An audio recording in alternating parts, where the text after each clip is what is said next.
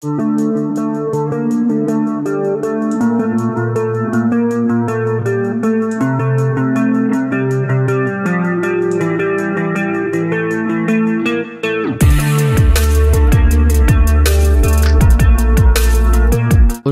zoom sur un produit que nous consommons de manière courante, le cacao. Pour en savoir plus sur la fabrication du chocolat, nous recevons Marilyn Lastiri, professionnelle passionnée qui dirige, avec son mari, la chocolaterie culturelle Pur au Cacao, située à Bligny-sur-Ouche. Bonjour Marilyn. Buenos días, Aléo. Vous fabriquez vous-même vos chocolats. Combien de temps faut-il pour passer de la fève de cacao à une tablette de chocolat ? Il y a plusieurs étapes, donc on ne peut pas vraiment dire combien de temps, en minutes et en heures, effectivement. Alors, il y a plusieurs étapes dans la fabrication. Et nous, on ne fait pas forcément tout dans la même journée. Il y a des journées où on travaille que le matin ou que l'après-midi.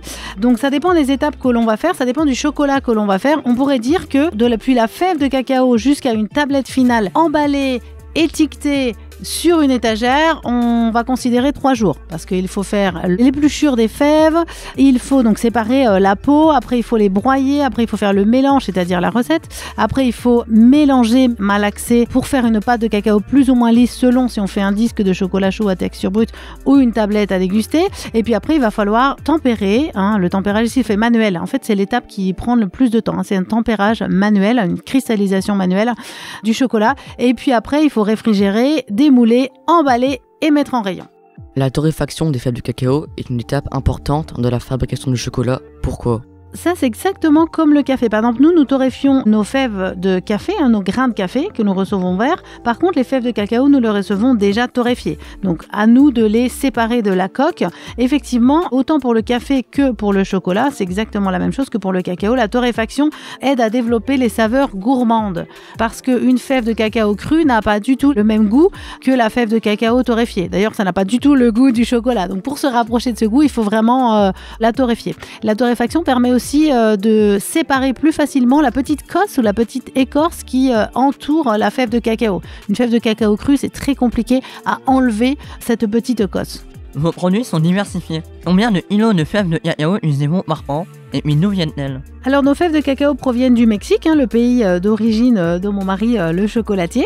On pourrait dire une moyenne environ de 2000 kilos. Alors ça dépend. Pourquoi ? Ça dépend des produits que nous allons fabriquer.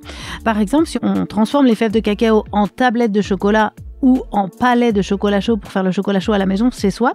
Mais aussi, on les utilise pour les enrober de chocolat et pour les caraméliser. Du coup, là, on utilise la fève brute. Donc, ça va pas être la même type de kilos que quand on fabrique, quand on les transforme et on les écrase pour faire de la tablette de chocolat, par exemple. Aujourd'hui, le coût des matières premières augmente.